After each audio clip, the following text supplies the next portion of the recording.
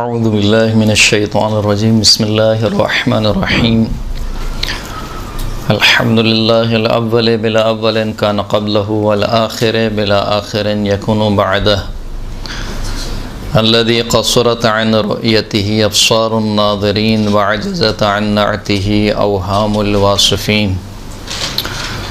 सलातो वस्सलामु अला अशरफिल अंबिया वल मुरसलीन व ख़ातमिन नबिय्यीन सय्यदना व नबिय्यना व मौलाना व मौला थक़लैन जद्दिल हसन वल हुसैन अबिल क़ासिम मुहम्मद अल्लाहुम्मा सल्लि अला मुहम्मद व आलि मुहम्मद व अला आलिहि तय्यबीन अत्ताहिरीन अल-मासूमीन अल्लज़ीना अज़हबल्लाहु अन्हुमुर रिज्सा व तह्हरहुम तत्हीरा अल्लाहुम्मा सल्लि अला मुहम्मद व आलि मुहम्मद वल्लअनतु दाइमतु अला अअदाइहिम अजमईन अम्मा बअद फ़क़द क़ाल अल्लाहु सुब्हानहु व तआला फ़ी किताबिहिल मजीद बिस्मिल्लाहिर रहमानिर रहीम वमिन आयातिही अन खलक़ लकुम मिन अनफुसिकुम अज़वाजन लितस्कुनु इलैहा व जअल बैनकुम मवद्दतन व रहमा। खुदावंद करीम कुरान मजीद में इरशाद फरमाता है कि अल्लाह की निशानियों में से एक निशानी है वमिन आयातिही अन खलक़ लकुम मिन अनफुसिकुम अज़वाजा, कि उसने ख़ुद तुम्हारे नफ्सों में से तुम्हारे जोड़े बनाए लितस्कुनु इलैहा, ताकि तुम उनकी तरफ क्या हासिल कर सको, सुकून हासिल करो। वजअल बैनकुम मवद्दतन व रहमा, और तुम्हारे दरमियान मवद्दत और रहमत का रिश्ता कायम किया, मवद्दत और रहमत को रखा। अय्याम फ़ातिमिया चल रहे हैं और अय्याम फ़ातिमिया में क्योंकि मखसूस अय्याम हैं बीबी फ़ातिमा ज़हरा सलामुल्लाह अलैहा से, अल्लाहुम्मा सल्लि अला मुहम्मद व आलि मुहम्मद।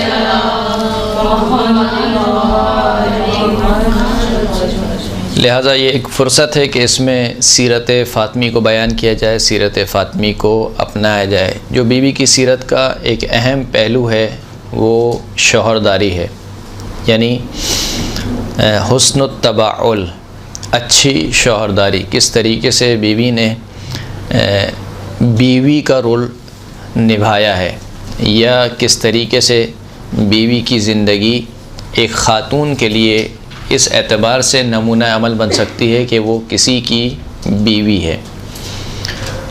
खुदावंद करीम कह रहा है कि हमने इस रिश्ते को अपनी तौहीद की निशानी करार दिया, यानी खुदावंद करीम ने किसी और रिश्ते को तौहीद की निशानी करार नहीं दिया। ये नहीं कहा कि अल्लाह की निशानी में से है कि उसने तुम्हारे लिए वालिदैन को खल्क़ किया, या तुम्हारी माँ को खल्क़ किया, या तुम्हारे वालिद को खल्क़ किया, या तुम्हारे बहन भाई, तुम्हारे लिए बहन भाई को करार दिया, या तुम्हारे चचा ताया मामा मिसाल के तौर पर किसी रिश्ते को खुदा ने अपनी तौहीद की निशानी करार नहीं दिया। अगर किसी रिश्ते को खुदा ने अपनी तौहीद की निशानी करार दिया तो वो कौन सा रिश्ता है? मियाँ बीवी का रिश्ता है। वमिन आयातिही अन खलक़ लकुम मिन अनफुसिकुम अज़वाजा, ये रिश्ता हमने क्यों करार दिया? लितस्कुनु इलैहा, ताकि तुम सुकून हासिल कर सको। यानी इस रिश्ते की बुनियाद किस चीज़ पर है? सुकून पर है। मियाँ बीवी के दरमियान, मियाँ बीवी की ज़िंदगी में सुकून पैदा हो, इसलिए इस रिश्ते को करार दिया। हमने इस रिश्ते को इसलिए करार नहीं दिया कि सुकून को बर्बाद किया जाए। ना मर्द बीवी का सुकून बर्बाद करे, ना बीवी मर्द का सुकून बर्बाद करे, बल्कि लितस्कुनु इलैहा। फिर उसके बाद खुदावंद करीम ने फरमाया वजअल बैनकुम मवद्दतन व रहमा, और हमने तुम्हारे दरमियान मवद्दत को करार दिया, महब्बत को करार दिया। यानी ये वो रिश्ता है जिसमें खुदावंद करीम ने महब्बत और मवद्दत को रखा है। ये महब्बत और मवद्दत का रिश्ता, रहमत का रिश्ता है। ये हाकिम और महकूम का रिश्ता नहीं है कि आप कहें कि मर्द हाकिम है और औरत जो है वो क्या है? महकूम है। मर्द जो चाहे मिसाल के तौर पर ऑर्डर दे, औरत को पूरा करना है किसी भी सूरत में, हर बात को, हर फरमान को, जो भी वो ऑर्डर करे मिसाल के तौर पर उसको पूरा करना है, ऐसा हरगिज़ नहीं है। बल्कि ये जो रिश्ता है मवद्दत और रहमत वाला रिश्ता है। अगर कहा भी गया कि अर्रिजालु क़व्वामून अलन्निसा, कि मर्द जो है वो औरतों पर क़व्वाम है। क़व्वाम यानी एक वली या उसके जो है वो मसलियत और मफसदे को देखने वाला, घर चलाने वाला। आसान अल्फाज में आप देखिए तो घर चलाना जो है वो खुदावंद करीम ने इसकी ज़िम्मेदारी किसके ऊपर लगाई है? मर्द के ऊपर लगाई है। अर्रिजालु क़व्वामून अलन्निसा, लेकिन ये जो क़व्वाम बनाया है ये फ़कत एक ज़िम्मेदारी की हद तक है, इसमें कोई फजीलत नहीं है, मानवी कोई फजीलत नहीं है कि आप कहें कि मिसाल के तौर पर क्योंकि मैं औरत हूँ तो मेरी 2 रकत का नमाज का सवाब कम है और वो मर्द है लिहाजा उसकी 2 रकत का नमाज का सवाब ज़्यादा है। मर्द और औरत की बुनियाद पर कोई फजीलत नहीं है किसी को भी, फ़कत इस बुनियाद पर कि ये मर्द है और ये औरत है, फ़कत मर्द और औरत होने की हैसियत से कोई फजीलत नहीं है। वमन अमिल सालिहन मिन ज़करिन व उन्सा व हुवा मुमिनुन फलनुहियन्नहु हयातन तय्यबा, जो भी नेक अमल अंजाम दे, चाहे वो मर्द हो चाहे वो औरत हो, फलनुहियन्नहु हयातन तय्यबा, हम ज़रूर ब ज़रूर उस शख्स को पाकीज़ा ज़िंदगी देंगे। यानी कोई तफरीक़ नहीं है, सवाब और जज़ा और मरातिब के एतबार से, दर्जात के एतबार से खुदा के यहाँ इस बात में कोई तफरीक़ नहीं है कि ये मर्द है और ये औरत है। बल्कि बसा औक़ात हमने देखा है कि कितने ही ऐसी औरतें हैं जो कई मर्दों पर फ़ौक़ियत रखती हैं और इसी तरीके से मर्द हैं जो औरतों पर फ़ौक़ियत रखते हैं। तो बहरहाल खुदा के यहाँ जो चीज़ अहम है वो क्या है? अमल सालेह। अमल सालेह वो चाहे मर्द अंजाम दे, वो चाहे औरत अंजाम दे।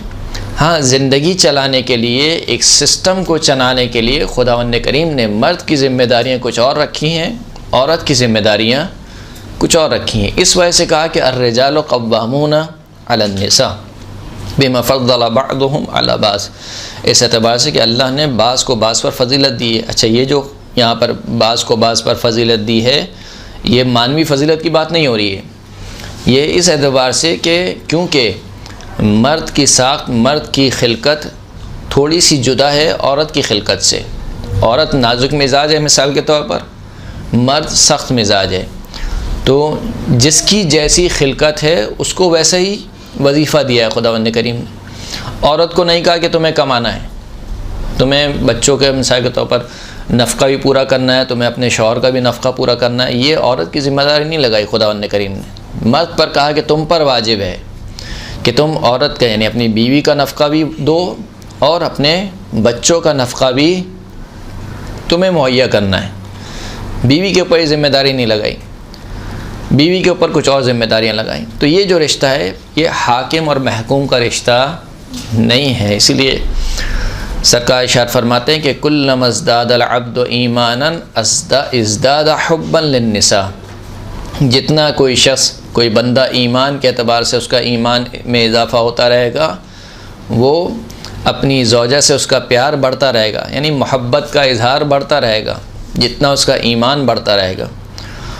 क़ौलुर रजुल लिल मरअति इन्नी उहिब्बुक ला यज़हबु मिन क़ल्बिहा अबदन, मर्द का एक मर्तबा अपनी ज़ौजा को ये कहना कि मैं तुमसे मोहब्बत करता हूँ, ला यज़हबु मिन क़ल्बिहा अबदन, ये कभी भी औरत के दिल से फरामोश नहीं होता, यानी औरत इस बात को अपनी पल्लू से बांध लेती है। कुछ अहकामात हैं, जो कुछ हुकूक हैं जिसे हुकूक मुतकाबिल कहा जा सकता है। हुकूक मुतकाबिल यानी मर्द और औरत, बीवी और शौहर, बीवी के हुकूक जो मर्द पर वाजिब हैं और मर्द के हुकूक जो कि बीवी पर वाजिब हैं। अच्छा, इन हुकूक में से कुछ तो वाजिबात में से हैं जो बहरहाल दोनों को अदा करने हैं। एक बात और यहाँ पर आपकी खिदमत में अर्ज़ कर दूँ कि बिलखुसूस ये जो रिश्ता है मियाँ बीवी का रिश्ता, या कुल्ली तौर पर अगर कहा जाए इज्तिमाई तौर पर एक ख़ानवादगी ज़िंदगी, ये कभी भी वाजिब और हराम के ऊपर नहीं चलेगी। यानी आप फ़कत ये सोचें कि मेरे ऊपर फ़कत ये वाजिब है, बीवी ये सोचे कि मेरे ऊपर फ़कत ये वाजिब है, इसके अलावा मैं एक काम भी नहीं करूँगी। मर्द ये कहे कि मेरे पास फ़कत ये वाजिब है, इसके अलावा मैं कुछ नहीं करूँगा, तो फिर क्या हो जाएगा? डिस्टर्ब हो जाएगी लाइफ। जब मर्द भी थोड़ा सा आगे बढ़े और बीवी भी थोड़ी सी आगे बढ़े तो फिर दोनों की ज़िंदगी क्या होगी, खुशगवार होगी। तो फ़कत वाजिब और हराम की हद तक ना तोलिए। खुदावंद करीम ने वाजिब और हराम रखे हैं, उसकी एक हिकमत है, लेकिन ऐसा नहीं कि फ़कत वाजिबात और हराम की हद तक ही बयान हुआ है। कुछ मुस्तहबात बयान हुए हैं, मसलन घर का काम करना मुस्तहब है, बीवी के ऊपर वाजिब नहीं है कि वो शौहर के कपड़े इस्त्री करे, शौहर के लिए खाना बनाए, घर की सफाई करे, मिसाल के तौर पर वाजिब नहीं। लेकिन वाजिब नहीं होने का मतलब नहीं कि हराम है कि वो ना करे। वाजिब नहीं है का मतलब ये नहीं है, बल्कि यानी तकाज़ा नहीं कर सकता शौहर उससे, लेकिन अगर बीवी करे तो ये उसके हक़ में ही बेहतर है, शौहर के हक़ में ही बेहतर है। क्योंकि लितस्कुनु इलैहा, सुकून जो है वो इसी सूरत में हासिल हो सकता है कि जब कोई शख्स घर पर लौटे तो उसका जो घर का निज़ाम है वो बना हुआ हो, बिगड़ा बना हो। पता चला कि एक शख्स बाहर भी काम करके आया फिर घर में भी काम करे तो वो फिर निज़ाम नहीं बन पाएगा। तो फ़कत वाजिबात की हद तक इंसान को ना देखे कि फ़कत मेरे ऊपर ये वाजिब है, इसके अलावा और कोई वाजिब नहीं है। तो कुछ हुकूक बयान हुए, यानी कुछ हुकूक से मुराद ये कि रिवायात अहले बैत अतहार में कुछ हुकूक बीवी के एतबार से और मर्द के एतबार से कि अगरचे कि शायद ये फ़िक़ही एतबार से वाजिब ना हो, लेकिन बहरहाल बयान हुए हैं। जैसे कि मिसाल के तौर पर कहा गया कि फ़दारहा अला कुल्ल हालिन व अहसन सुहबत लहू फ़यस्फ़ु ऐशुह। शौहर से कहा गया कि हर हाल में बीवी के साथ क्या करो, बना के रखो। बना के रखो से मुराद क्या है, यानी कोशिश ये करो कि जिस हद तक हो सके साथ लेकर चलो अपने पार्टनर को, जो लाइफ पार्टनर है उसको साथ लेकर चलो हर हाल में। फ़दारहा अला कुल्ल हालिन व अहसन सोहबा, और उसके साथ जो तुम्हारा रहन सहन है उसको अच्छा करो। जैसे कि ख़ुद कुरान मजीद की आयत है, व आशिरुहुन्ना बिमारूफ़िन, उनके साथ नेक सलूक करो, नेक बर्ताव करो। यानी अगर औरत या मर्द, मिसाल के तौर पर मर्द घर में आए और वही समझे कि ये मेरी सल्तनत है, मैं हाकिम हूँ इस घर का, और बस घर पे आने के बाद मेरा एक काम है कि ऑर्डर चलाना, खाली तुम ये कर लो, तुम फ़ला कर लो, तुम ये ले आओ, अभी ये बनेगा, अभी ये होगा, फ़ला ये काम होगा, तो इससे फिर इंसान की ज़िंदगी खुशगवार नहीं होगी। ज़रूरी है कि अच्छी सोहबत अपनाए। अच्छी सोहबत जब अपनाएगा तो क्या होगा, मौला फरमाते हैं फ़यस्फ़ु ऐशुह। अगर तुम अच्छी सोहबत अपनाओगे तो तुम्हारी ज़िंदगी क्या होगी, खुशगवार हो जाएगी। यानी अपनी ज़िंदगी खुशगवार करना चाहते हो तो अपनी बीवी के साथ क्या, अच्छा बर्ताव करो। अच्छे बर्ताव में तकरीबन सारी चीज़ें आ जाती हैं, यानी उसके गुफ्तगू करने का अंदाज़, उठने बैठने का अंदाज़, कोई काम अगर कहना है तो उस काम के कहने का अंदाज़, ये तमाम चीज़ें आ जाती हैं। कुल्लन अपनी वाइफ के साथ रहना और उसके साथ बर्ताव, ये बर्ताव इंसान अच्छा करे तो इंसान की ज़िंदगी क्या होगी, खुशगवार हो जाएगी। फिर सरकार इरशाद फरमाते हैं कि खैरुर रिजाल मिन उम्मती अल्लज़ीना ला यततावलूना अला अहलिहिम व यहुन्नूना अलैहिम वला यज़लिमून। मेरी उम्मत के बेहतरीन मर्द वो हैं कि जो अपने घर वालों पर तकब्बुर नहीं करते, यानी एक हाकिम के तरीके से पेश नहीं आते, तकब्बुराना अंदाज़ नहीं अपनाते। बाज़ मर्द होते हैं मिसाल के तौर पर घर में आते ही चीखुम पुकार शुरू हो जाती है, तुम ये कर लो, तुम फ़ला कर लो, ये क्यों नहीं किया, वो क्यों नहीं किया, मैंने ये कहा था, इस तरीके से करना है, फ़ना करना है, और यानी वो भी बुलंद आवाज़ में। तो इससे क्या होता है, घर का माहौल ख़राब होगा। वही काम जो आप करवाना चाहते हैं अच्छे अंदाज़ में कह के भी करवा सकते हैं। अगर आप अपना लहजा धीमा रखें, आवाज़ को नरम रखें, तो वो काम वो वैसे भी हो सकता है। लेकिन खामखा का शोर मचाना मिसाल के तौर पर, और अपना इसे कहना चाहिए कि एक रोब झाड़ना, ये ज़रूरी नहीं है। सरकार फरमाते हैं कि सबसे बेहतरीन मेरी उम्मत के मर्द वो हैं कि जो मुतकब्बिर ना हो और अपने घर वालों पर मेहरबाना तरीके से, नवाजिश के साथ, मोहब्बत के साथ पेश आएँ अपने घर वालों के साथ, अपने घर वालों पर जुल्म न करें।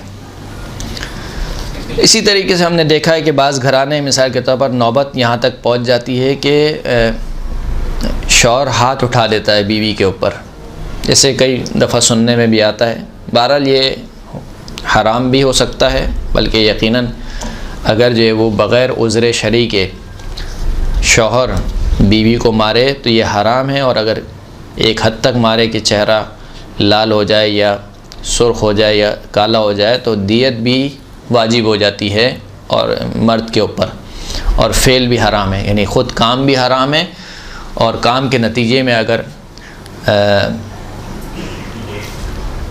बीवी के जिस्म पर कोई ज़ख़म आ जाए या ज़ख़म ना भी आए, लाल हो जाए या सुर्ख हो जाए तो उसकी दियत भी शौहर के ऊपर वाजिब होती है। फ़अय्यु रजुलिन लतमा इम्रअतहु लतमतन अमरल्लाहु अज़्ज़ व जल्ल मालिका खाज़िन नीरान फ़यल्तमहु अला हर्र वजहिही 70 लतमतन फ़ी नार जहन्नम। जो शख्स भी, जो मर्द भी अपनी बीवी पर हाथ उठाए, यानी उसको तमाचा मारे, खुदावंद करीम हुक्म देता है उस मलक को कि जो जहन्नुम के ऊपर इसको खुदावंद करीम ने वकील बनाया है, जो ख़ज़ानेदार है किसका, आतिश जहन्नुम का, उसको खुदावंद करीम हुक्म देता है कि इसके चेहरे पर जहन्नुम की आग के 70 थप्पड़ मारो। यानी अगर कोई शख्स अपनी बीवी को एक थप्पड़ मारे तो खुदावंद करीम हुक्म देता है आतिश जहन्नम के मलक को कि इसके चेहरे पर कितने थप्पड़ मारे, 70, वो भी किसके, आतिश जहन्नम के 70 थप्पड़ वाला। अच्छा, अब ये दोनों तरफ है, बसा औक़ात हमने उल्टा भी सुना है कि बसा औक़ात बीवी हाथ उठाती है शौहर पर, तो जो काम सही नहीं है, चाहे वो बीवी के हक़ में हो चाहे वो शौहर के हक़ में हो, दोनों के हक़ में दुरुस्त नहीं है। यानी अगर बीवी ये काम करे, शौहर को मारे, और शौहर का मिसाल के तौर पर कोई जिस्म सुर्ख हो जाए या लाल हो जाए या ज़ख़म आ जाए तो इस तरीके से मर्द पर दियत वाजिब है, इसी तरीके से बीवी पर भी दियत वाजिब हो जाएगी, और काम भी क्या है, हराम है। लिहाजा फ़िलहाल ये जो गुफ्तगू हो रही है, क्योंकि हमने पहले ख़वातीन के मसाइल शुरू किए हैं, लिहाजा इस एतबार से पहली बयान हो रहे हैं। एक ख़ातून से मुखातिब होकर रसूलुल्लाह ने फरमाया कि ख़ातून का अपने शौहर पर एक हक़ ये बनता है कि वह हक़ की अलैहि अय्युतइमका मिम्मा याकुल व यक्सूका मिम्मा यलबस वला यल्तम वला यसीह फ़ी वजहिक, कि बीवी का हक़ है शौहर के ऊपर वो ये कि जो वो खाता है उसमें से तुम्हें खिलाए, यानी बीवी को खिलाए, और जो वो पहनता है उसमें से बीवी को पहनाए, और उसको तमाचा ना मारे, वला यसीहो फ़ी वजहिक, और बीवी के चेहरे पर ना चिल्लाए, यानी बुलंद आवाज़ से बीवी के चेहरे पर ना चिल्लाए।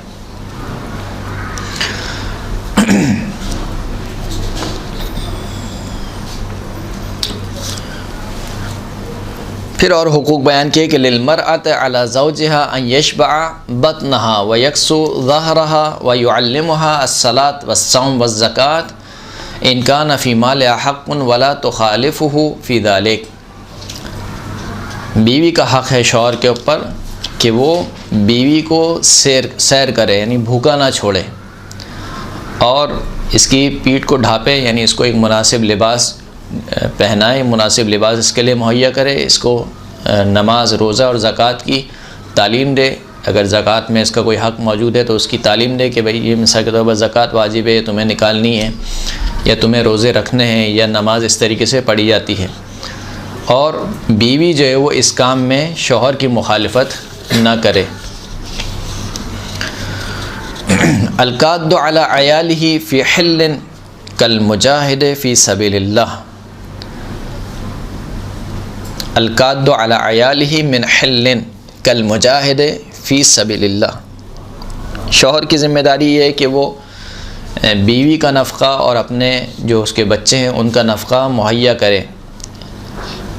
ये काम वाजिब तो है, लेकिन वाजिब होने के साथ साथ जो इसके ऊपर सवाब बयान हुआ है वो क्या है कि अगर कोई मर्द अपने घर वालों के लिए नफ़क़ा या हलाल रोज़ी के लिए निकलता है मिन हिल्लिन, हलाल तरीके से, हलाल रोज़ी कमाने के लिए अगर कोई निकलता है, गोया वो ऐसे है कि जो राह खुदा में जिहाद के लिए निकला है। यानी एक तो वो वाजिब हो गया जो इसको काम करना है, वाजिब के साथ साथ इसके ऊपर क्या है, सवाब भी है। एक और हक़ जो बयान हुआ रिवायत में, जिससे ज़िंदगी खुशगवार हो सकती है। अब जैसे कि मैंने पहले ही अर्ज़ कर दिया था आपकी खिदमत में कि आप इसको फ़कत वाजिब और हराम के दायरे में नहीं देखिएगा, बल्कि कुछ हुकूक है जो शायद मुस्तहब हो। एक मुस्तहब काम है, मिसाल के तौर पर क्या मुस्तहब काम है? मुस्तहब काम है कि अपनी ज़ौजा को हदिया दे, तोहफ़ा दे, गिफ्ट दे। वाजिब नहीं है। वाजिब क्या है? फ़कत नफ़क़ा देना। नफ़क़े में क्या आता है? खाना पीना, रहना और कपड़े, ये नफ़क़े में आते हैं, ये देना वाजिब है। इसके अलावा मिसाल के तौर पर कोई एक ऐसा इवेंट आ गया या कोई भी आ गई, एक ऐसी कोई मुनासबत आ गई, उस मुनासबत से अगर हदिया दे तो ये हदिया देना क्या है? मुस्तहब है, वाजिब नहीं है।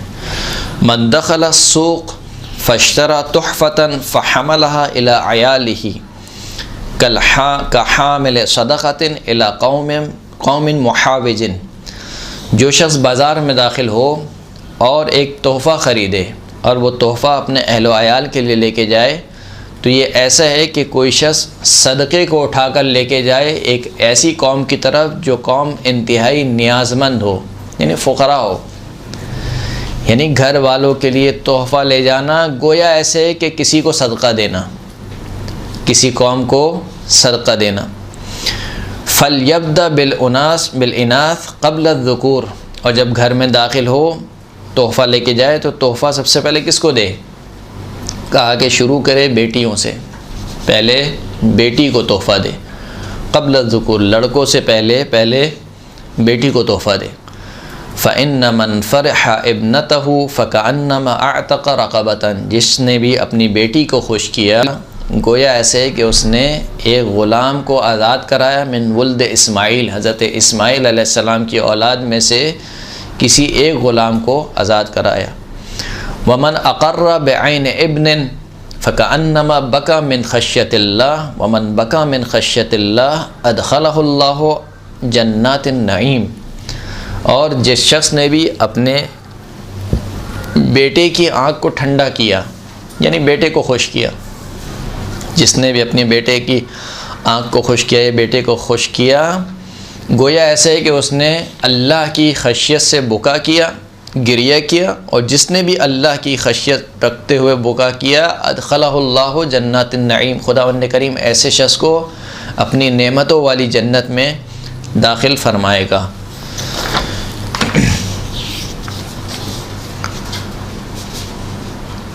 फिर इसके बाद है कि ज़रूरियात ज़िंदगी को मुहैया करे अपने घर वालों के लिए।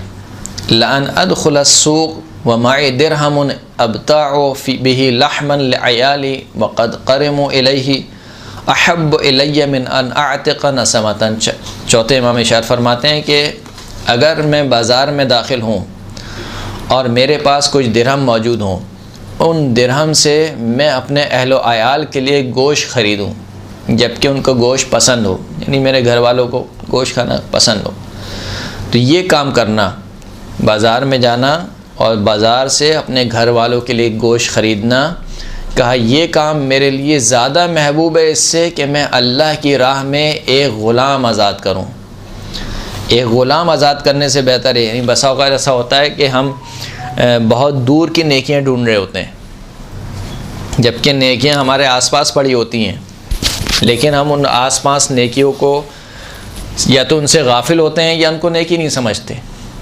यानी बसा औक़ात हम देखते हैं कि हाँ भाई किसी मोमिन की मदद करनी है, तो देखते हैं हाँ किस इलाके में मोमिन न्यासमंद मोमिन है, तो मिसाल के तौर पर फ़लाँ इलाके में, फ़लाँ इंटीरियर में, फ़लाँ जगह लोग जो है बहुत न्यासमंद हैं, सैलाब आ गया है, ये है वो है फ़लाँ है, कहाँ सही है, उनको पैसे देने चाहिए, ये करना चाहिए। जबकि शायद ख़ुद हमारा करीबी रिश्तेदार न्याज़मंद हो, मेरे इलाके में रहता है, एक महल्ले में रहता है, मिसाल के तौर पर मैं जानता हूँ उसको, मैं उसको नहीं देता हूँ, लेकिन जा पे कहाँ देता हूँ, जा कर के कराची से दूर उठ के जाके मिसाल के तौर पर इंटीरियर में, वहाँ पे जाकर मैं पैसा खर्च करने पे राज़ी हूँ, क्योंकि वो मुझे नेकी समझ में आ रही है। लेकिन अपने रिश्तेदार को पैसे देना मैं समझता हूँ कि ये नेकी नहीं है। हालांकि पहला हक़ किसका है? रिश्तेदारों का पहला हक़ है। सबसे पहला हक़ वालिदैन का, वालिदैन के बाद अपने भाई बहनों का, भाई बहनों के बाद रिश्तेदारों का हक़ है, रिश्तेदारों के बाद फिर अहले महल्ला का, फिर अहले महल्ला के बाद फिर बात की बात आती।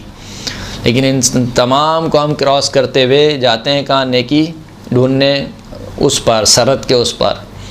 जबकि बसा औक़ात ये भी देखा गया है, यानी वालिदैन मिसाल के तौर पर खुद वालिदैन मोहताज हैं, उनको ज़रूरत है, लेकिन बच्चा जो है वो समझता है कि शायद वालिदैन को देना नेकी नहीं है, वो किसी और को जाके पैसे दे देगा, किसी फ़कीर को जाके खाना खिला देगा, लेकिन वालिदैन को देने के लिए उसके पास पैसे नहीं है।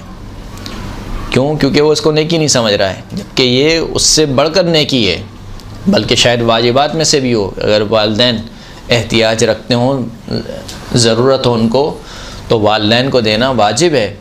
अगर वो ख़ुद कमा ना सकते हो वालिदैन, तो फिर बेटा या बेटी दोनों पर, अगर बेटा भी ना हो तो फिर बेटी के ऊपर नफ़क़ा वाजिब हो जाता है वालिदैन का। अगर वालिदैन इस उम्र पे आ जाते हैं कि जब वो कुछ कमा नहीं सकते हैं और कोई दूसरा भी उनका ज़रिया नहीं है, और बेटी के ऐसे हालात मौजूद हैं, तो फिर बेटी पर वाजिब हो जाता है कि वो वालिदैन का नफ़क़ा बर्दाश्त करे, या बेटे पर वाजिब हो जाता है कि वो वालिदैन का नफ़क़ा बर्दाश्त करे। तो बहरहाल हम बस औक़ात नेकी ढूंढते हैं कि हाँ भाई कहाँ नेकी मिलेगी, जबकि नेकी ख़ुद हमारे घर में मौजूद होती है। अपने घर वालों पर ख़र्च करना, अपने बीवी पर ख़र्च करना, अपने बेटों पर ख़र्च करना, अपनी औलाद पर ख़र्च करना, ये नेकी है। इसको इंसान ये ना समझे कि मैंने पैसे ज़ाया किए, बल्कि ये नेकी है। इज़ा साफ़र अहदुकुम फ़क़दिम मिन सफ़रिही फ़लयअति अहलहु बिमा तयस्सर। जो भी तुम में से सफ़र पर जाए और जब वो सफ़र से लौटे और अपने अहल के पास आए, तो उनके लिए जो उसके लिए मुमकिन है वो लेकर आए। यानी सफ़र पर जाए तो खाली हाथ नहीं आए, जब हमारी तरह भरे हाथ भी ना आए। बस होगा जब हम जाते हैं सफ़र पे तो सूटकेस खाली होते हैं और आते तो माशाल्लाह से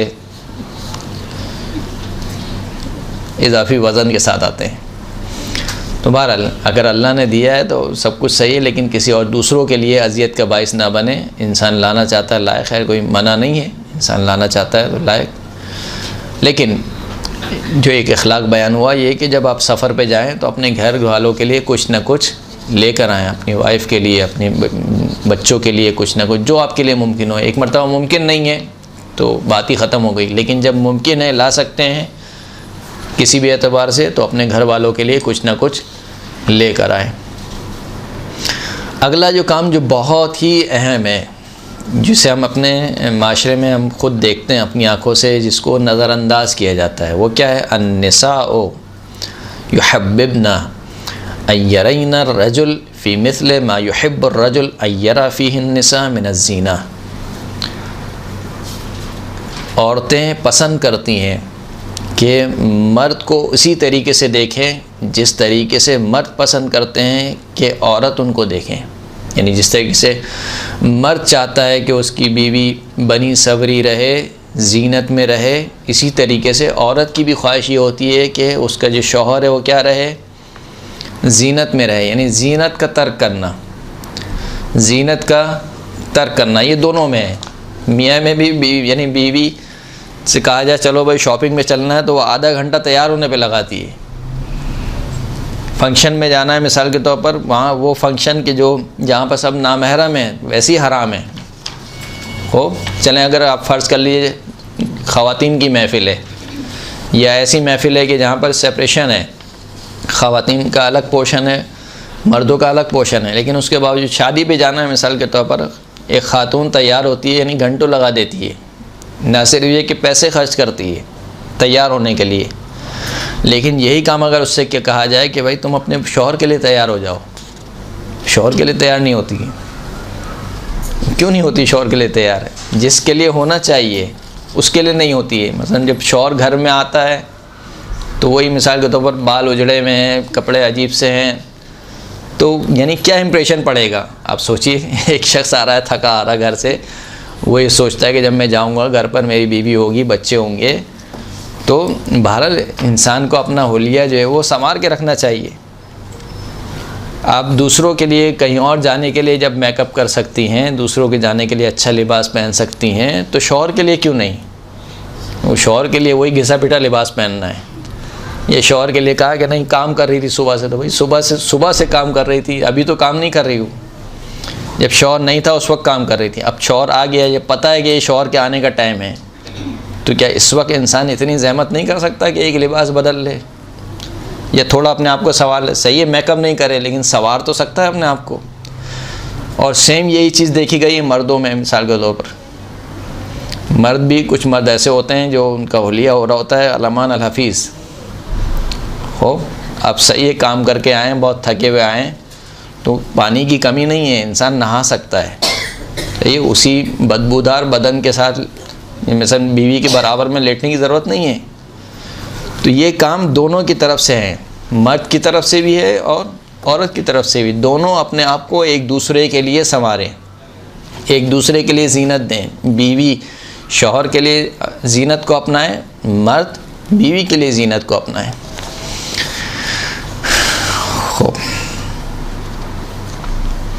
आजकल सर्दियाँ आ गई हैं, मिसाल के तौर पर सर्दियों के लिए मुनासिब इंतज़ाम करें। यंबग़ी लिलमुमिन अन यनक़ुसा मिन क़ूत अयालिही फ़िश्शिता व यज़ीदु फ़ी वक़ूदिहिम। मोमिन के लिए सज़ावार है कि वो अपनी जो रोज़मर्रा के एक्सपेंसेस हैं उनमें से थोड़ी कटौती करे, और जो उससे पैसे बच जाएं उससे सर्दियों में ईंधन ख़रीदे। ईंधन से मुराद है वही गर्म करने में, सन आजकल हमारे यहाँ क्या है, हीटर है या गैस वगैरह है, जो भी है, बहरहाल यानी कोशिश करें कि अपने घर वालों को जितनी सहूलत दे सकता है उतनी सहूलत दे अपनी जानिब से, अपने हुदूद और अपने से कहना चाहिए कि अपनी चादर में रहते हुए।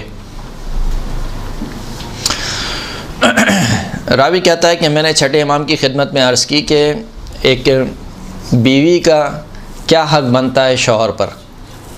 तो इमाम ने फरमाया कि सबसे पहला तो हक़ ये है कि बीवी को भूखा ना छोड़े, उसको खाना खिलाए, उसके शर्मगाह को ढापे, यानी किनाया है कि उसके कपड़े वगैरह मुहैया करे। वला युक़ब्बिहु लहा वजहन, और उसके मुँह पर कोई बुरी बात ना कहे, या ये शायद एक किनाया भी हो सकता है मुँह पर तमाचा मारने से, यानी उसको तमाचा मारने से गुरेज़ करे, या उसको ताना देने से गुरेज़ करे। बिलखुसूस जो मर्दों की जानिब से बात देखी गई है वो क्या कि औरत को के साथ मजाक करना या औरत का तमस्खुर उड़ाना, वो भी दूसरों के सामने, ये इंतहाई नाज़ेबा हरकत है। न सिर्फ इखलाकी तौर पर बल्कि शरई फ़िक़ही एतबार से भी ये शायद हराम के ज़ुमरे में आए कि मोमिन की तौहीन और मोमिन को तहक़ीर करना हराम है, शरन हराम है। मोमिन में दोनों आ जाते हैं, यानी मोमिन और मोमिना दोनों। तो कोई भी मर्द है या वो जो है वो किसी अपनी बीवी का मजाक उड़ाए दूसरे ख़ानदान वालों के सामने, या कोई ऐसी बात कहे कि जिससे बीवी पर ताना देना या तंज़ करना के ज़ुमरे में आता हो, ये इस काम से क्या करे, परहेज़ करे। इसी तरीके से बीवी भी, बस औक़ात बीवी की जानिब से बात देखी गई है कि जब रिश्तेदार घर पे आते हैं तो बीवी कुछ ऐसे जुमले कहती है जो कि तंज़ होते हैं, ताना होते हैं शौहर के ऊपर। ये काम नहीं करने चाहिए, दोनों को परहेज़ करना चाहिए, बीवी को भी मर्द को भी। जैसे कि हमने पिछले दर्स में या पिछले से पिछले दर्स में आपकी खिदमत में अर्ज़ किया था कि खुदावंद करीम ने जो ताबीर की है इस रिश्ते से, वो क्या की है, हुन्ना लिबासुल लकुम, वो तुम्हारी लिबास हैं, व अंतुम लिबासुल लहुन्ना, तुम उनके लिबास हो।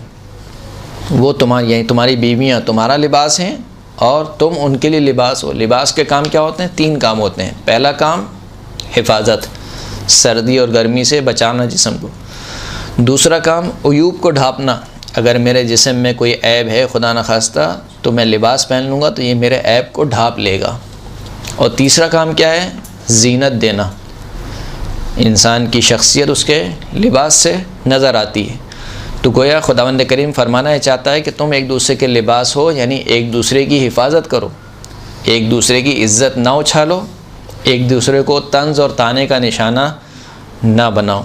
दूसरा है कि एक दूसरे के उयूब को छुपाओ, यानी अगर खुदा, हम सब जो है वो गैर मासूम हैं, कोई भी हम में से परफेक्ट नहीं है। अगर एक कोई मर्द ये सोचता है कि नहीं मेरी बीवी बिल्कुल परफेक्ट होनी चाहिए, उसमें कोई खामी ना हो, तो उसको ये सोचना चाहिए कि आया वो ख़ुद परफेक्ट है या नहीं है। परफेक्ट हस्तियाँ फ़कत मासूम हैं, मासूम के अलावा सब में कुछ ना कुछ है, सब में कुछ ना कुछ होता है। नहीं भारत तकाज़ा है, यानी इंसान की फितरत का तकाज़ा है, कुछ ना कुछ खामियां हर एक में हैं। तो बजाय खामियों को उछालने के, बजाय खामियों को इशू बनाने के, मर्द और औरत दोनों की ज़िम्मेदारी ये है कि एक दूसरे को के ऐब को छुपाएं, बढ़ावा ना दें, उसको फैलाएं ना उसको कि ये तो ये करती है, ये तो फ़ना करती है। या बीवी मिसाल के तौर पर कहे कि मेरा मर्द सर मेरे शौहर ये करते हैं, फ़ना करते हैं, ये करते हैं, ये बात दुरुस्त नहीं है। तीसरा काम ये है कि मर्द और औरत दोनों एक दूसरे के लिए बाइसे ज़ीनत बने। हो फ़इज़ा फ़अल ज़ालिक फ़क़द वल्लाहि अद्दा हक़्क़हा, जब वो इमाम फरमाते हैं कि जब कोई शख्स ये काम, 3 काम अंजाम दे तो उसने अपनी बीवी का हक़ अदा कर दिया। फिर इसके बाद रावी ने कुछ और भी सवालात किए। फिर उसके बाद इमाम ने फरमाया कि बीवी के हुकूक़ में से, यानी अहलो अयाल के हुकूक़ में से एक ये भी है कि उसका जो घर है वो 3 चीज़ों से खाली ना हो। दहुन रास, सर के तेल से, वल खल, सिरके से, वज़ीत, और तेल से, यानी पकवान तेल वगैरह जो होता है, इससे खाली ना हो। फिर इमाम ने फरमाया कि ला तकूनु फ़ाकिहतुन आम्मा इल्ला अतअमा अयालहु, कोई भी ऐसा सीज़न का फल नहीं होना चाहिए मगर ये कि अगर मर्द खिला सकता है अपने घर वालों को, फल खिलाए। जैसे कि मैंने अर्ज़ किया कि ये वाजिबात से थोड़े से हट कर है, यानी कोई सा ये नहीं कह सकता कि नहीं ये वाजिब तो नहीं है। हम वाजिबात की बात नहीं कर रहे हैं, अभी हम कुल्लन अखलाकियात की बात कर रहे हैं। तो इमाम फरमाते हैं कि सीज़न का जो भी फल हो वो अपने घर वालों को खिलाए, अगर वो खिला सकता हो, यानी उसके लिए मुमकिन हो हर एतबार से, फाइनेंशियल के एतबार से, उसकी जो माली हैसियत है उसके एतबार से, अगर वो खिला सकता है तो उसको खिलाना चाहिए। फिर इमाम फरमाते हैं कि कोई ऐसा ईद का दिन ना छोड़े कि उस दिन एक कोई स्पेशल खाना अपने घर वालों को खिलाए। ईद वाले दिन वो खाना जो आम तौर पर साल में उसके घर पे नहीं बनता है, वो खाना अपने घर वालों को खिलाए। हो अच्छी बातें कर रहा हूँ मैं। इसके बाद आप लोग के लिए ऐसी बातें आने वाली हैं कि जो इससे शायद आप लोग नाराज़ हो जाएंगे। हो बिला वजह तहमत ना लगाए अपनी बीवी पर। वला तक़ज़फ़ू निसाअकुम फ़इन्न फ़ी क़ज़फ़िहिन्ना नदामा तवीला व अक़ूबतन शदीदा। तहमत लगाना, अपनी बीवी पर तहमत ना लगाए, बिलखुसूस वो तहमतें कि शायद जिनके ऊपर हद शरी भी जारी हो सकती है और वो हराम भी है। फरमाया कि अपनी बीवियों पर तहमत ना लगाओ। तहमत लगाओगे तो क्या होगा? तहमत लगाने में एक शदीद तवील नदामत है, पशेमानी है, और आखिरत में भी क्या है? इक़ाब है। इसके बाद सबसे अहम काम जो आजकल देखा जा रहा है, जो नहीं हो पा रहा है, ये दोनों के एतबार से, मियाँ बीवी दोनों के एतबार से, वो क्या है? घर वालों को वक्त देना। घर वालों को वक्त देना। वक्त देने से मुराद हमारी ये नहीं है कि फ़िज़िकली मौजूद हो, यानी मैं घर में बैठा हुआ हूँ लेकिन हाथ में मोबाइल है, खाना खा रहा हूँ हाथ में मोबाइल है, बीवी सवाल कर रही है, हाँ हाँ कर लो, दे दो, हाँ उधर जाना है, हाँ चले जाओ, कल जाना है, हाँ चले जाएंगे, लेकिन जे वो दिमाग का लगा हुआ है फेसबुक में, व्हाट्सएप में। मिसाल तो बच्चा पुकार रहा है, बाबा आज मैंने ये किया, बाबा फला किया, हाँ अच्छा, हाँ सही है, हाँ किया, क्या हुआ? बच्चा भी थोड़ी देर तक रहेगा आपके पास, उसके बाद क्या हुआ? चले जाएगा। वक्त देने से मुराद ये है कि आप अपना पूरा अपने वजूद को इन्वॉल्व करें अपने बीवी बच्चों के साथ, बच्चों के साथ लगें, बच्चों के साथ खेलें, बच्चों के साथ बातें करें। ये क्या किया कि आज आप ये कर रहे हैं, कल को बच्चे आपके साथ करेंगे। 12 लाख में से हम सबको बूढ़ा होना है। आज बच्चे बच्चे हैं, कल बच्चे क्या होंगे? जवान होंगे। आज उनके हाथ में मोबाइल नहीं है, कल उनके हाथ में मोबाइल आ जाएगा। फिर आप उनसे बातें करते रहेंगे, वो मोबाइल देखते रहेंगे। ये भी देखा गया है। जो घर के बुज़ुर्ग हस्ती अफराद हैं वो बेचारे या इनको इस्तेमाल करना नहीं आता या वो चाहते हैं कि बातें करें। बुज़ुर्ग की एक ही ख्वाहिश होती है कि कोई उससे बातें करे। अब जब वो बातें करना बैठे हुए हैं सारे, लेकिन सब के हाथ में मोबाइल है। किसी दावत में आप चले जाएं मिसाल के तौर पर, आप देखेंगे थोड़ी देर, शायद 5 मिनट नहीं गुजरेंगे मेरे ख्याल से, सबका निकल जाएगा या मोबाइल बजना शुरू हो जाएगा और सब नीचे मुँह करके अपने अपने मोबाइल में लगे हुए हैं।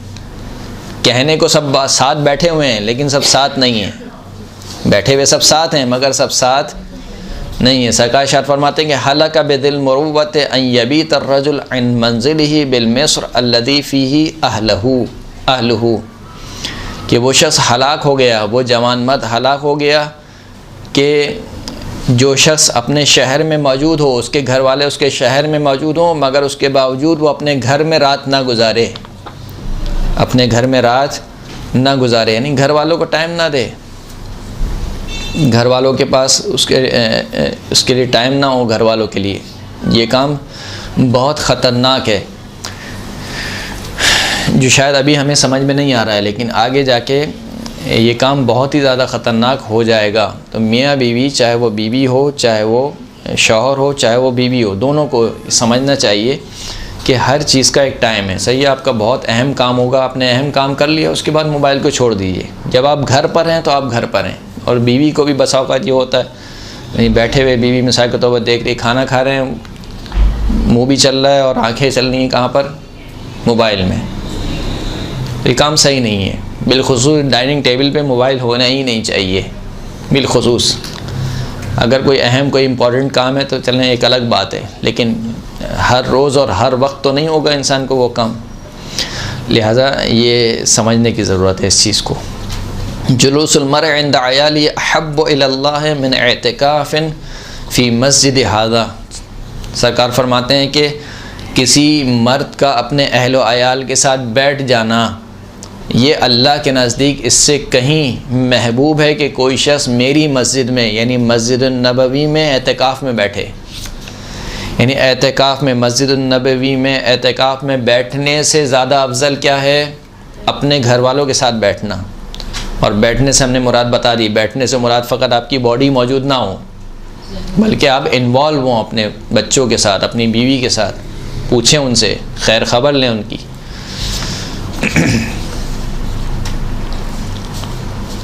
हो अगला काम जो शायद अक्सर मर्द अपनी तौहीन समझते हैं, इन्नर रजुल ला युजरु फी रफ़्इल लुक़मति इला फ़ै इम्राअतिही।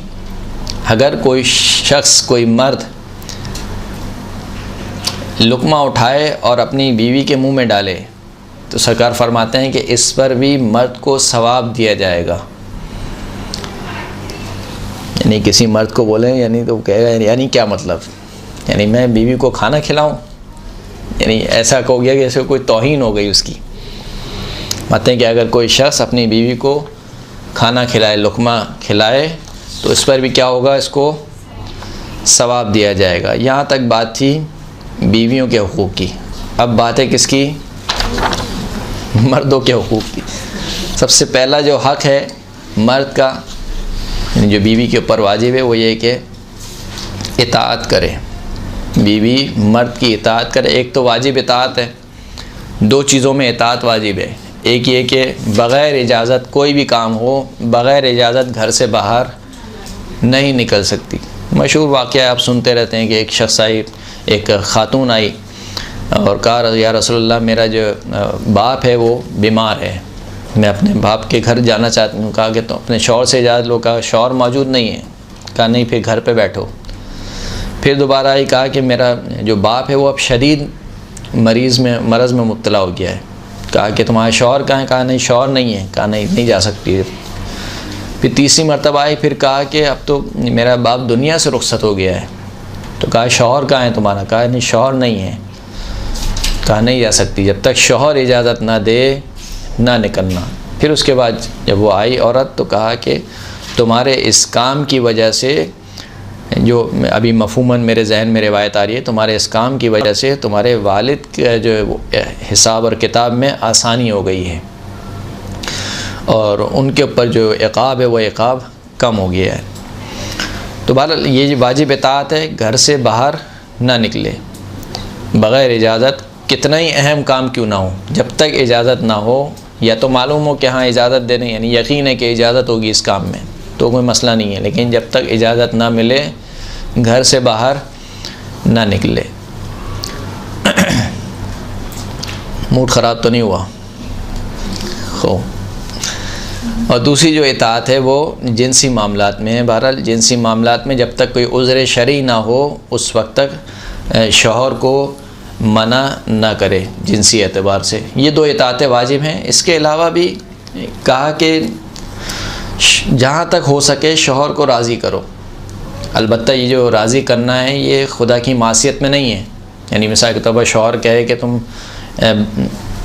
शादी में जाना है, तुम इस तरीके से मेकअप करके जाओ, या बग़ैर हिजाब के शादी में जाओ। मिसाल के तौर पर कहे कि नहीं मेरी एक पोजीशन है, मेरे दोस्त अहबाब आएंगे वो तुम्हें ऐसा देखेंगे तो मेरी इंसल्ट होगी वहाँ पर।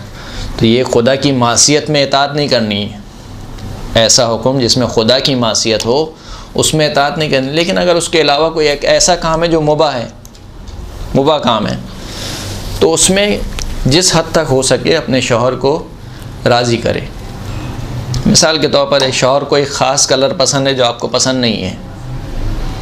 शौहर कहता है कि भाई आप इस कलर का मिसाल के तौर पर स्टॉलर पहने, आप इस कलर के कपड़े पहने, तो आपको पसंद नहीं है, लेकिन शौहर की खुशी की खातिर अगर पहन लेंगी तो कोई आसमान ज़मीन पे नहीं आ जाएगा।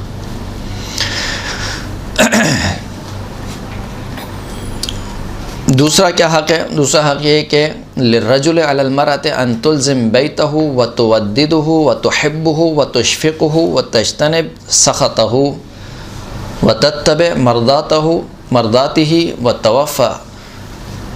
तुवफ़ी बअद बिअहदिही व वअदिही। औरत को चाहिए, यानी बीवी को चाहिए कि जब तक शौहर की इजाज़त ना हो घर से बाहर ना निकले, अपने शौहर से मोहब्बत और मवद्दत का इजहार करे। एक ये भी थोड़ा सा हमारा मसला हमारे माशरे में है, चाहे वो बीवी की जानिब से हो चाहे वो शौहर की जानिब से हो, मोहब्बत का इजहार ज़रूरी है।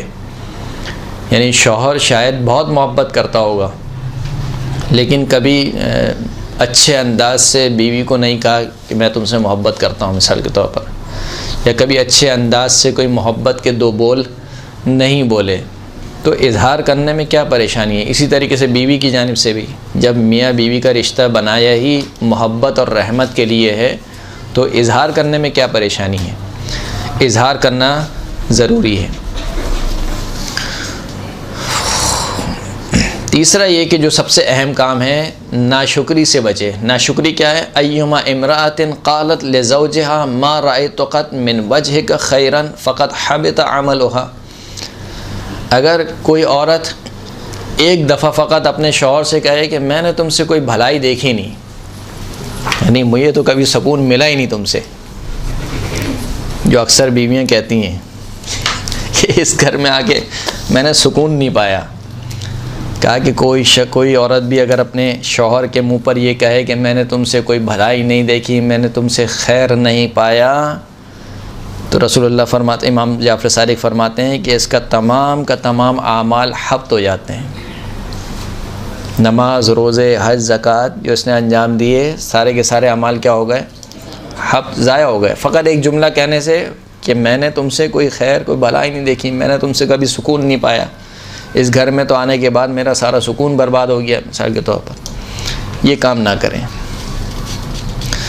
अगला जो सबसे अहम काम है वो ये है कि सुई को अटका के ना रखें। मखसूसन औरतें जो हैं उनकी सुई एक जगह अटक जाती है, जब वो अटक जाती है तो उससे आगे पीछे नहीं होती है। खैरु निसाइकुम अलवदूद अलवलूद अलमुआतिया व शर्रुहा अल्लुजूद। जो तुम में से सबसे बदतरीन औरतें हैं वो कौन है? ज़िद्दी हैं, डिटाई, डट जाने वाली। ये काम आज होना है तो आज होना है, कुछ भी हो जाए। ये काम आज जाना था, आज हमें शॉपिंग पे जाना था, मिसाल के तौर पर तय हुआ था कि हम सुबह आप आएंगे, रात को तो हम शॉपिंग पे जाएंगे, अब आने के बाद मिसाल के तौर पर तबीयत नहीं है शौहर की, या उसने मना कर दिया कि नहीं चलो आज नहीं कल चले जाते हैं, ओए होए तो क़यामत हो जाती है। फिर कुछ कह भी ना तो मुंह से ही समझ में आ जाता है कि ऐसी ख़ता हुई है कि जो बख्शी जाने वाली नहीं है। तो ज़िद ना करे, यानी एक काम अगर हो सकता है चले आज नहीं हुआ कल हो जाएगा, कोई मसले की बात नहीं है। ये काम होना था नहीं हुआ, मिसाल के तौर पर किसी वजह से नहीं हुआ, अच्छे अंदाज में भी कह सकती हैं, लेकिन डट जाना एक बात पे कि नहीं ये अभी और इसी वक्त मुझे चाहिए, होना चाहिए, ये अच्छी बात नहीं है। शौहर को अजियत पहुँचाने से परहेज़ करे। मन कान लहु इम्राअतुन तुअज़ीही लम यक़बलिल्लाहु सलातहु वला हसनतम मिन अमलिहा हत्ता तुईनुहु व तुरज़ीही। अगर कोई बीवी अपने शौहर को अजियत पहुँचाए तो खुदा न इस बीवी की नमाज को कबूल करता है, ना इसकी कोई नेकी को कबूल करता है, यहाँ तक कि वो उसको राज़ी करे और उसकी मदद करे। व इन सामत दहर, अगर अपनी पूरी ज़िंदगी रोज़ा क्यों ना रखे, वक़ामत और पूरी ज़िंदगी नमाज में गुजार दे, वअतक़त रक़ाब और न जाने कितने ग़ुलामों को आज़ाद कराए, वअनफ़क़तिल अम्वाल फ़ी सबीलिल्लाह, सारा का सारा माल अल्लाह की राह में इन्फ़ाक़ कर दे, तो फरमाए कि इन तमाम कामों के बावजूद वकानत अव्वल मन तरदुन नार, इन तमाम काम करने के बावजूद अगर अपने शौहर को अज़ियत पहुँचाती है तो ये पहली वो शख्स होगी जिसको जहन्नम में डाला जाएगा। नमाज रोज़े के बावजूद, ग़ुलामों को आज़ाद करने के बावजूद, सारा का सारा माल अल्लाह की राह में इन्फ़ाक़ करने के बावजूद अगर अज़ियत पहुँचाए अपने शौहर को, व अलर रजुल मिस्लु ज़ालिक अलबिज़्र वल अज़ाब इज़ा कान लहा मुअज़ियन ज़ालिमन, और शौहर खुश ना हो अगर शौहर बीवी को अज़ियत पहुँचाए तो ये सारा का सारा अज़ाब जो अभी बीवी के लिए बयान हुआ है, सारा का सारा अज़ाब किसके लिए, शौहर के लिए। तो ना शौहर को बीवी को अज़ियत पहुँचाए, ना बीवी शौहर को अज़ियत पहुँचाए, दोनों एक दूसरे का सुकून बर्बाद ना करें, बल्कि एक दूसरे के लिए बाइसे सुकून पड़ें। मेरे ख़्याल से वक्त ख़त्म हो चुका है। आखिरी चीज़ आपकी खिदमत में पेश करूँ, उसके बाद आपसे इजाज़त होगी, वो ये कि अय्युहन्नास इन्ना लिनिसाइकुम अलैकुम हक़्क़न व लकुम अलैहिन्ना हक़्क़न हक़्क़ुम अलैना अल्ला युदखिलना अहदन तुकरहूनहु बुयूतकुम इल्ला बिइज़्निकुम। बीवी का यानी शौहर का जो एक हक़ है बीवी के ऊपर, वो ये है कि शौहर की इजाज़त के बग़ैर मेहमान ना बुलाए, शौहर की इजाज़त के बग़ैर मेहमान ना बुलाए। शौहर का हक़ है बीवी के ऊपर कि वो ऐसे अफराद को घर में दाखिल ना करे कि जिन अफराद को शौहर अपने घर में नहीं देखना चाहता, नहीं पसंद नहीं है शौहर को कि ये अफराद उसके घर में हो, तो बीवी की इजाज़त के बग़ैर ऐसे अफराद को घर में ना बुलाए। व आखिर दावाना अल्हम्दुलिल्लाहि रब्बिल आलमीन।